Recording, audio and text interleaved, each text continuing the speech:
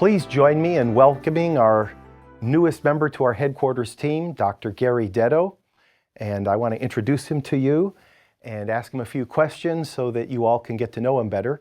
I know that some of you have met both Gary and his wife Kathy at our district conferences, but for many of you who have not, I thought this 10 to 15 minute clip would help you get to know him better. So on behalf of GCI, we welcome you, Gary. Thanks. And perhaps you can tell us a bit about your educational background, and as Kathy's as well, and that would be a nice introduction for everyone. Yeah. Well, I grew up in Glendale, California, not too far from here, your headquarters, and ended up going to Westmont College up in Santa Barbara, where my favorite class, I have to admit, was sailing. I learned to sail there. Yeah. And both my roommate and I have done some sailing together ever since. But I ended up being a biblical studies major there with Bob Gundry for a number of years. And then my last year there, Ray Anderson, who ended up teaching at Fuller Seminary, came and taught some courses there. And that's really a lot of my theological shaping. Really started there at Westmont, and especially with Ray Anderson. So I finished up there and actually was offered a scholarship to go to a seminary, and went to Fuller. Well, a couple years after I was there, Ray Anderson transferred down and he started teaching at Fuller Seminary. So that continued my theological education. But really at that point, I was mostly interested in biblical studies. And so my main interest was George Ladd's courses in biblical theology in the New Testament.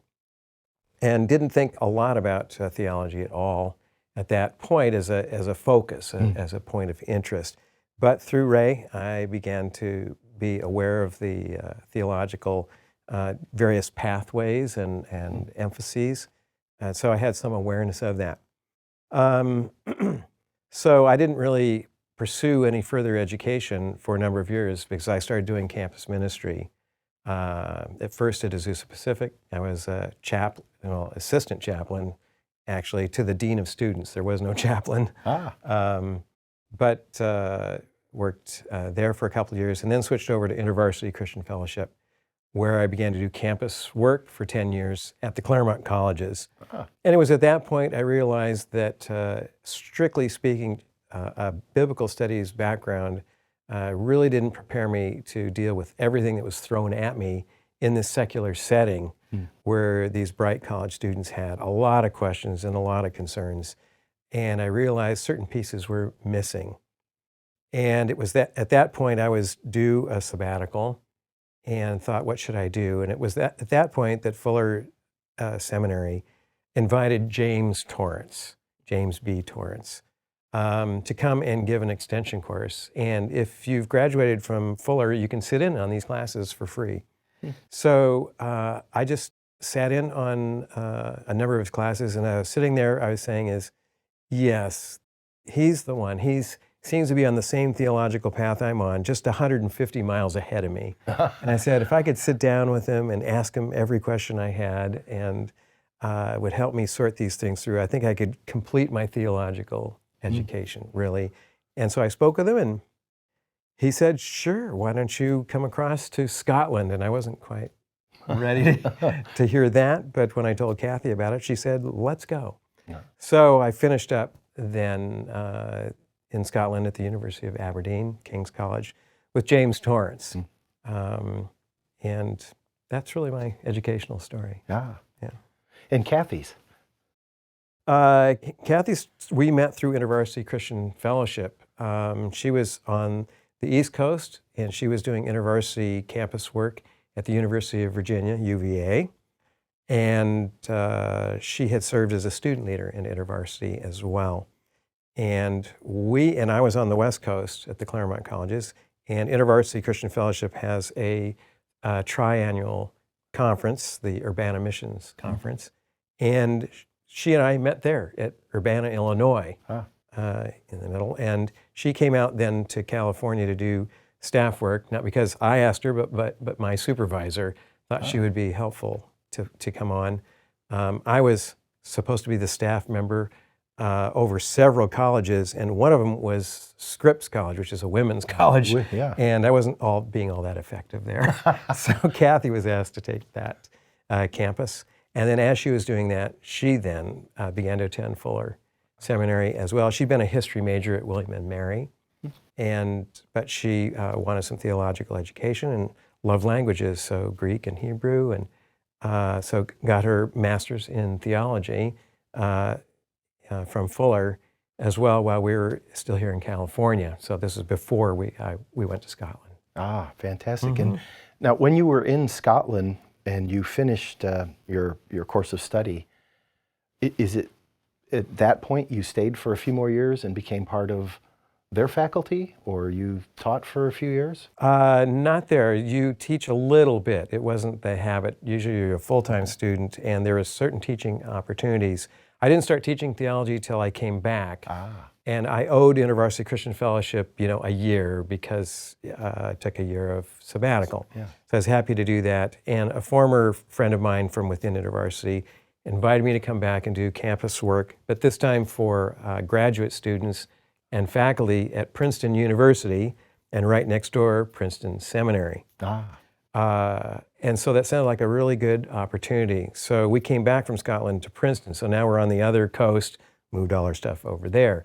And at that time, InterVarsity Christian Fellowship was interested in offering training at the master's level for InterVarsity staff. And so I was invited to then begin teaching courses for InterVarsity Christian Fellowship where they get credit from Fuller Seminary. And that's where I started teaching. Great, great. You mentioned what Kathy did for her training, and I know you both live in Chicago, but maybe you could tell us about your extended family. Yeah, after we finished up with InterVarsity campus work in Princeton, New Jersey, then we moved to Chicago to work for InterVarsity Press for 13 years. And we have 3 kids, and they're born in different cities, so it's kind of interesting. So Linda was born just nearby in Upland, where we're living in Pomona. And then we went to Scotland to study with James Torrance, and while we were there, Greg was born, so he was born in Scotland. And he's proud of that. He likes to tell people that. It throws them off, are you Scottish? And all that. He gets a lot of mileage out of that. And so then when we came back to Princeton to start up our ministry with InterVarsity again, then Krista was born in Princeton, New Jersey. So, but now it's a few years later, and Linda is married and lives in Harrisburg, just outside of Harrisburg, Pennsylvania. And she is a hospice nurse, and so we have to drive a ways to go see her. Yeah. But and then Greg just graduated in studio art, and so he's looking for work and where to live. But he hopes to set up and be a studio artist in Chicago, which is a good place. And Krista's just finished 2 years of her undergraduate, and she lives at home with us. And she's getting ready to enter a program in occupational therapy. Oh, yes. Which is her area of interest. So she's just finishing up the prerequisites and hopes to get into a program right away. Very good. So yeah, that's our 3 kids. Delighted to hear it. Yeah. Well, as you join our team, I know many of us are looking forward to the tasks you're going to be fulfilling for us. And of course, one is teaching at GCS, which you have been doing already. Maybe you could tell us what classes you'll be teaching off the top of your head, if you know. Yeah, well, the first thing, course I was invited to teach was just one on the doctrine of the Trinity. And of course, in my own background, that really was important and central. And so I was very enthusiastic about that. I taught other courses for Fuller that had to do where you had to teach a number of doctrines about God, about creation, about the fall, about humanity, and this as a package. So to just focus down and have one course on the doctrine of the Trinity was both a challenge and very interesting to me. So I took on that and have taught that several times. And now that I have more time to invest in GCI, then a course on C.S. Lewis. Yes. I've also taught this in other places. But that's because there are lots of similarities, people don't realize this, between Lewis's theological orientation. He was actually a very careful theologian. And his images and things are not random. They're very particular and selected. And so you can learn a lot about Christian theology, Trinitarian and even incarnational emphasis in Christian theology from C.S. Lewis, especially if you kind of know where to look. Yes. And so it's a fun class. And so we read some of his apologetic works. We read lots of essays that he wrote, and then some from his fiction and autobiography. So, and it's all in there. So it's really a great privilege for me to do, and I enjoy rereading Lewis. Oh, sure. Yeah, that sounds good. I'm expecting we're going to have a lot of people want to take that particular class. In fact, I think I'm interested in it. Okay. You better register early. I better register early. I'm going to put a lid on how many can be in the class. And of course, the other major area is you're replacing Mike Feazell, who was our editor.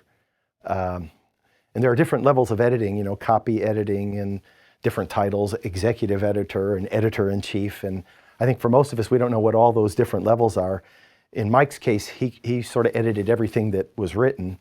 And so you're taking his role as that pan-cosmic editor. Pan-cosmic, okay. But I think the actual working title was Doctrinal Advisor as well as Senior Editor, if I'm remembering the titles correctly. And we welcome you in those new responsibilities. And of course, you'll be continuing to be a guest speaker at most, if not all, of our conferences. And look forward to hearing from Kathy too. Yes, great. Well, thanks so much.